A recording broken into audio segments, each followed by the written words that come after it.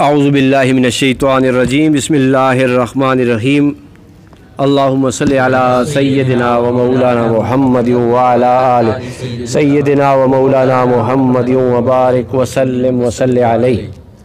अज़ीज़ तलबा व तालिबात और अज़ीज़ मुदर्रिसीन व मुदर्रिसात, अस्सलामु अलैकुम व रहमतुल्लाहि व बरकातुहू। व अलैकुम अस्सलाम व रहमतुल्लाहि व बरकातुहू। मुख्तसरुल मानी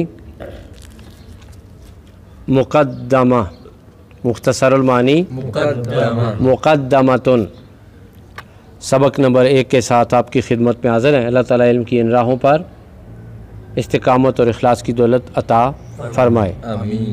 अच्छा भाई, जिस वक्त हम मुख्तसरुल मानी का मुताला करते हैं, पढ़ते हैं, तो उसमें हमें इबारत की 2 अक़साम नज़र आती हैं। इबारत अंडरलाइन है, इबारत के ऊपर कभी कभी हमें छोटी सी लकीर नज़र आती है, जैसे यहाँ पर आपको मुक़द्दमतुन के ऊपर आपको नज़र आ रही है, और बाकी इबारत ज़्यादातर हमें बग़ैर लाइन के, बग़ैर लकीर के नज़र आती है। जवाब क्या है कि ये लकीर वाली जहाँ इबारत के ऊपर लकीर है, ये कौन सी इबारत है, और बग़ैर लकीर के कौन सी इबारत है? जिस पर लाइन लगी हुई है वो मतन है, और जो बग़ैर लाइन किया वो शरह है। शाहबाज़ी मुअज़्ज़म साहब ने सही बताया कि जो अंडरलाइन इबारत है, जिसके ऊपर लाइन और लकीर लगी हुई है, ये मतन है। ये क्या है? मतन है। और जो बग़ैर लकीर के है वो क्या है? शरह। क्या आप बता सकते हैं कि इस किताब का मतन जो है उसका क्या नाम है? तलखीसुल मिफ्ताह। मतन का नाम क्या है जी? शाबाश, तलखीसुल मिफ्ताह। मतन का नाम क्या है? और शरह का क्या नाम है? कासिम साहब, वेरी गुड, माशाअल्लाह। मतन का नाम है जी तलखीसुल मिफ्ताह, और शरह का क्या नाम है? अच्छा, क्या बता सकते हैं कि ये मुख्तसरुल मानी का ट्रैवल कहाँ से शुरू हुआ, सफ़र कहाँ से शुरू हुआ? सबसे पहले किसने किताब लिखी, फिर किसने लिखी, फिर किसने लिखी, फिर किसने इसकी शरह लिखी, फिर क्या हुआ? ये पूरी ट्रैवलिंग जो हिस्ट्री है, किसी को पता है? ये मैं आपको बताऊँ आज, आप बता दें। अच्छा बेटा, सबसे पहले एक किताब लिखी थी अल्लामा यूसुफ सिकाकी रहमतुल्लाह ताला अलैह, अल-मुतवफ़ा 626 हिजरी ने, मिफ्ताहुल उलूम के नाम से। और इस किताब के अंदर उन्होंने 3 हिस्से बनाए थे। इस किताब के कितने हिस्से थे? 3 हिस्से। पहले हिस्से में 3 चीज़ें थीं, इश्तिक़ाक़, नहव और सर्फ़।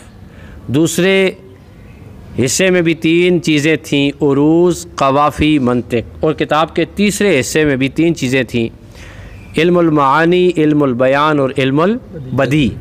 ये किताब काफ़ी मुश्किल थी और लंबे लंबे फ़िक्रों और बड़े बड़े जुमलों पर मुश्तमिल थी, जिसका पढ़ना पढ़ाना बहुत ही मुश्किल और अदक काम था, हर एक के बस की बात न थी। तो फिर इसके ऊपर मेहनत की, अल्लाह ताला ने तौफ़ीक दी। इमाम अब्दुर्रहमान अल-मारूफ़ इमाम अल-क़ज़वीनी रहमतुल्लाह ताला अलैह, अल-मुतवफ़्फ़ा 739 हिजरी, उन्होंने इस किताब के, यानी मिफ्ताहुल उलूम जो अल्लामा सिकाकी रहमतुल्लाह ताला अलैह की किताब थी, इस किताब के तीसरे हिस्से जो मानी, बयान और बदी पर मुश्तमिल थी, इस हिस्से की उन्होंने तलख़ीस की। इस हिस्से की उन्होंने तशरीह की, तलख़ीस की, उसे बड़ी अच्छे आसान उसलूब में डाला और उसकी एक और शक्ल तैयार की। उस किताब का नाम उन्होंने रखा तलख़ीसुल मिफ्ताह। क्या नाम रखा?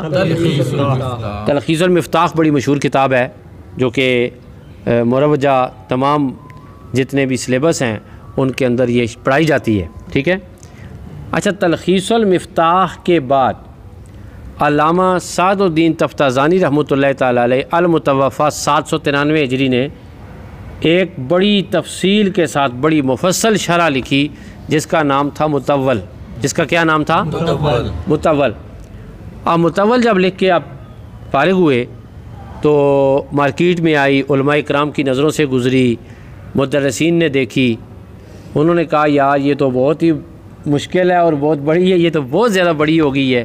अब इसको पढ़ाना तबीयतों पर बड़ा ही गिरां गुजरेगा और तालिब इल्मों के सामने जाएगी, वो एराज़ करने लगेंगे और ये ना हो कि वो इन फ़नून से ही मुतनफ़र हो जाएं।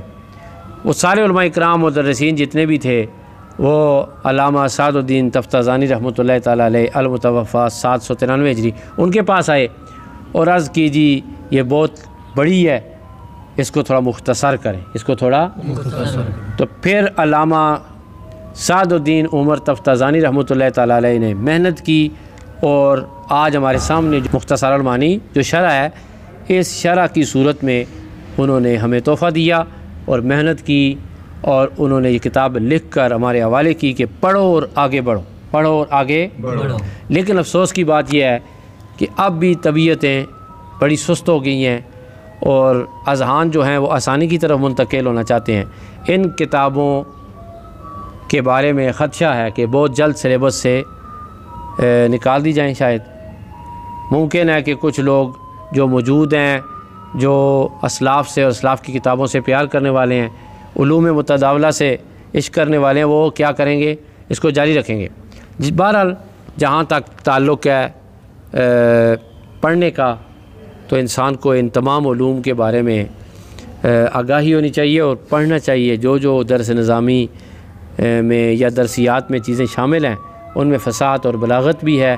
इससे इंसान की ज़ुबान निखरती है, शुस्ता होती है, बोलने का मलका पैदा होता है और बोलने से प्यार आता है और इंसान बहुत आगे बढ़ जाता है।